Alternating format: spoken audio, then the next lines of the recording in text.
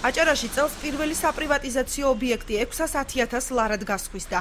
1767 კვადრატული მეტრი არასასოფლო სამეურნეო დანიშნულების მიწის ნაკვეთი იუსტიციის სახლის გვერდით მდებარეობს. ბიუჯეტში გასულ წელს პრივატიზაციის შედეგად 3.692.900 ლარი შევიდა. როგორც აჭარის მთავრობის თავმჯდომარე აცხადებს, 9 მილიონის მოლოდინი ჰქონდა. დაგეგმილი იყო 9 მილიონის პრივატიზება, თუმცა ბიუჯეტის გადაჭარბებით შესრულებამ მოგვცა საშუალება, რომ პრივატიზება უფრო ასე ვთქვათ, ეფექტური ყოფილიყო იმ გადასახედიდან, რომ მაღალ ფასში გაგვეყიდა რიგი ობიექტებისა.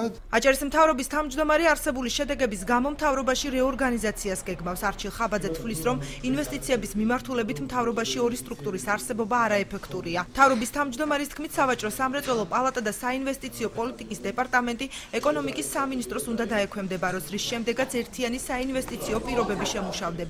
ჩვენ ვაპირებთ რეორგანიზაციას ამ მიმართულებით, მინდა ერთიანი გუნდის, ასე ვთქვათ, ჩამოყალიბება, რომელიც სავარაუდოდ ეკონომიკის სამინისტროს ქვეშ მოხდება. მხედველობაში მაქვს ის, რომ გაურებული ინსტიტუტი, რომელიც იყო მთავრობის აპარატში, დეპარტამენტის საინვესტიციო და პლუს ეკონომიკის სამინისტროში, რომელსაც კურირებდა ერთ-ერთი მოადგილე, ვფიქრობ, რომ არის არაეფექტური. 2013 წელს გაყიდვების მაჩვენებელი საპროგნოზოზე დაბალი იმიტომ იყო, რომ პრივატიზების პოლიტიკის შესწავლა მიმდინარეობდა. აცხადებენ აჭარის ფინანსთა და ეკონომიკის სამინისტროში. აქვე განმარტავენ, რომ 2012 წელთან შედარებით საინვესტიციო თანხა 306.875 ლარით გაიზარდა. უწყების ქონების მართვისა და პრივატიზების დეპარტამენტის უფროსის ზურაბ ჭურკვეიძის განმარტებით, გასულ წელს სამინისტრო ფართებს იჯარით გასცემდა. 2013 წელს მიმდინარეობდა პრივატიზების პოლიტიკის გადახედვა.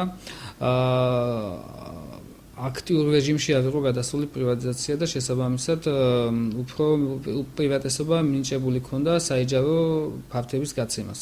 ანუ სარგებლობაში ფართების გაცემას ელექტრონული აუქციონის ფორმით. დღეისათვის უკვე სამინისტრო გეგმავს აქტიურ რეჟიმში გადასვლას და უკვე დაწყებული აქვს ეს პროცესი. რამდენიმე ობიექტი გამოტანილი ქონდა და რამდენიმე ათეულობით ობიექტს უახლოეს პერიოდში გამოიტანს გასაყიდად.